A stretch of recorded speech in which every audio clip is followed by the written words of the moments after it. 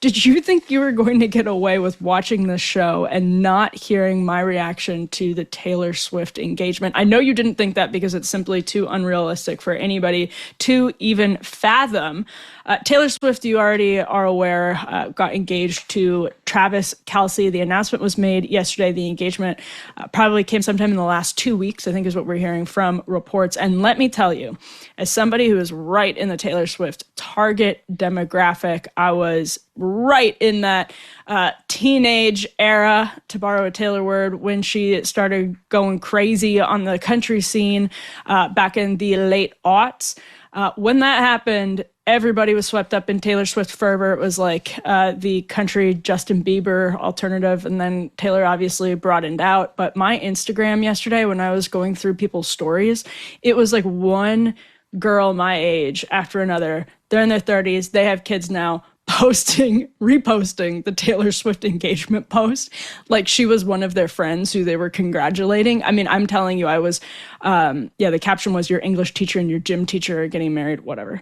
But I'm scrolling through these Instagram stories and I'm telling you, nonstop, people reposting it. It was incredible how many people just reposted it and were like, yay! And the Taylor Swift reaction videos, engagement reaction videos that are taking the internet by storm. I don't even want to get into those because, I mean, why? It makes me... I love celebrity news. I mean, we spent last episode just talking with the great Maureen Callahan, which many of you wrote in and said you enjoyed, about stuff that feels gossipy but is sort of deep and interesting in what it reflects about our tastes and our shifts culturally. And I think Taylor Swift actually is one of those people. There are a lot of like diehard Taylor Swift fans, and this is what some of the engagement viral videos showed, engagement reaction viral videos showed, is like the diehard Taylor Swift fans that clearly like need not just a hobby, but like a prescription because they're not well. On that note, though, I think there's some serious lessons that can be taken from this. So let me go ahead here and put up on the screen a People magazine article that I thought made a good point from a perspective that I think is maybe, this is not a point that is coming from the right, but it's one of those moments, and I think this about Lena Dunham a lot, as I've talked about here, where somebody who's not political, is not talking about politics, is not talking about ideology in any way whatsoever, is making a point that, from my perspective, the left, and actually probably some parts of the right, should think long and hard about. So this is a People magazine opinion article. I'm a millennial Swiftie headline, and I'm going to say it. Taylor and Travis's engagement felt like a milestone win for our generation.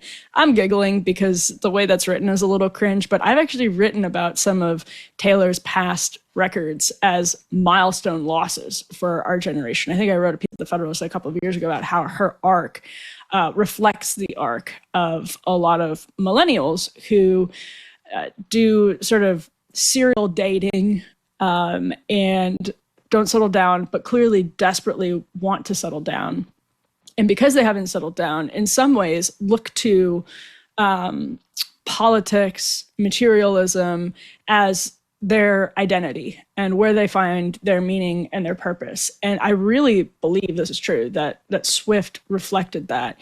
And I think this author, again, as cringy as the headline is correct, that Swift is, once again, mirroring the millennial generation as people hit their 30s, mid-30s, and do genuinely settle down. Now, there are a lot of, there was a really smart conservative reaction in Compact magazine by Patrick Brown of the Ethics and Public Policy Center.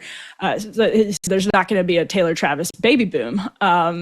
And that's because they're already older. They're not old, but they're already older, having, you could, I think, fairly argue, prioritized, whether willingly or not, careers.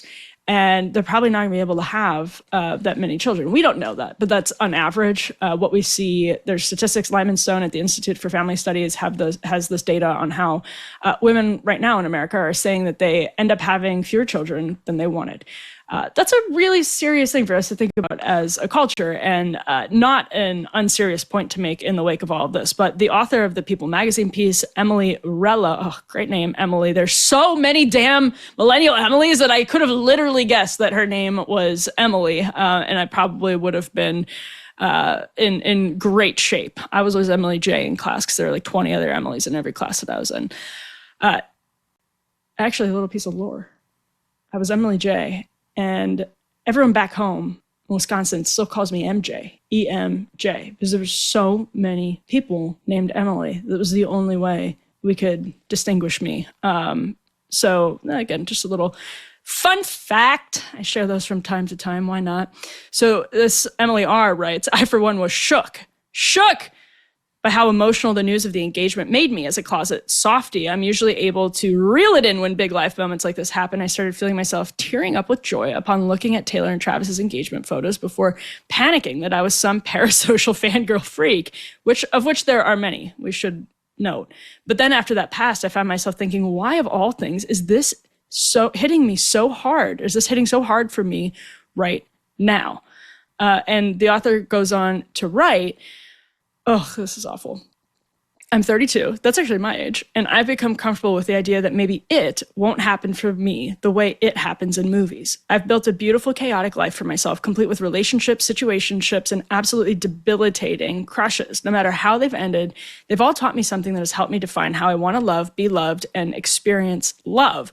But as valuable as these lessons have been, they do occasionally feel like puzzle pieces, putting together a picture that will eventually be incomplete.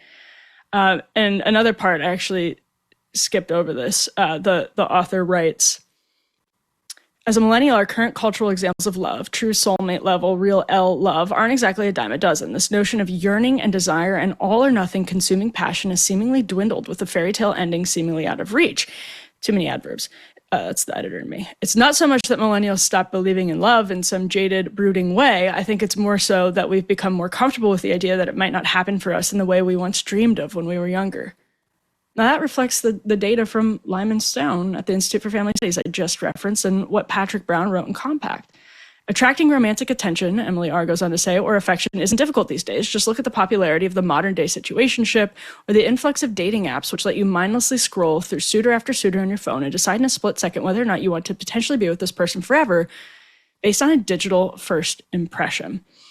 And goes on to write, I actually really do recommend reading this piece. And now we're here watching Taylor put a final puzzle piece into place. Every heartbreak, every devastation, every grand beginning and glimmer of hope, it all led to this sweet guy who loves her as she is. And it's because we experienced all those milestones right alongside her as we grew into new life phases at the same time, that this moment of Taylor finding true, unadulterated, effortless love felt like something to celebrate personally. I think that's right. I think all of those viral videos you're seeing right now about Taylor and Travis, and all of the anodyne reposts, people wishing Taylor Swift well, it feels like a lot. It's a frenzy, one of those watershed cultural moments. But why? I think this author put her finger exactly on the reason. This is exactly why. And I know we have this post from Lindy Man that we can also throw up on the screen. I thought this was a really good take, too, that gets to some of this. Paul Scalas, he wrote, marriage used to be the entry point into adult life, one of the first steps. Today, marriage has become the culmination of adulthood, the final step after a long run of individual experiences. People are expected to first build careers, live alone, travel, date for years, and only then settle into marriage. Marriage went from foundation to trophy. Marriage went from foundation to trophy. It is no longer the stabilizing base that anchored young people early, but an almost luxury milestone once life is already sorted out, which is precisely why it's rarer now. That's a really good take, and I think it's a totally fair reaction to the Taylor Travis engagement story. There's the startup marriage versus the merger marriage. If you're Taylor Swift and Travis Kelce, who have vast wealth, success, and a decade plus of living alone after college or after your career started, then you're definitely in a merger marriage, and we lose the benefits of the startup marriage and a culture that's primarily where people are primarily ending up in the merger marriage. But I just wanted to reflect on why this touched such a cultural nerve. It's not just because people really like Taylor Swift. She's been like Anne Hathaway, who's had her moments where the culture decides, the culture's like cold. We're sort of hot and cold on Taylor Swift, depending on what quote era she's in, even though her hardcore fan base is with her all the way. But overall, that fluctuates. The mood on Taylor Swift fluctuates. But over the last couple of years, it's been pretty steady. She's been criticized by people on the right, including myself, for her forays into politics and ideology. I think that actually hurt her music. One of her worst songs is "You Need to Calm Down," and it's just this classist anthem that should be seen as probably the anthem of that like peak woke era, capital P, capital W. And I think that she was worse off for it. It sounds like that was when she was also really unhappy. And I don't think it's fair to say by any means that she's like, or even think or care that she's like about to become a conservative, like who could not possibly care about Taylor Swift's personal politics. But I think everybody wants Taylor Swift to be happy. I think everybody wants Taylor and Travis to be happy. And I think some of it is because people felt like they were on the ride with her. Young millennial women felt like they were on the ride with her. Actually, I think almost all of it. It's not just because people like Taylor Swift, she's a likable person. It's because people feel like they're on the ride with her. And that ride was a roller coaster, wasn't smooth. So there's something satisfying kind of emotionally to people about seeing her happy. It gives them hope. That, even amidst all of the challenges, nobody's had a more checkered dating history than Taylor Swift, as she's like open about. It gives them hope that someday, out of nowhere, they'll find Travis Kelce. I don't know. It's wild. The best part of all of this is Travis Kelce's old tweets going viral. And if you haven't seen them, they're actually incredible. My favorite one, it's my favorite thing of the whole story. My favorite one was in 2010. He posts, "Happy Easter to all. Hashtag shout out to Jesus for taking one for the team. ... Haha." He posted like 10 different times from 2009 to 2010 about MGMT, Electric Feel. They just don't get better than this. If you haven't seen them, you got to go look them up. All right. Happy for Taylor, happy for Travis. I wish them nothing but the best. We'll see, though. I don't know.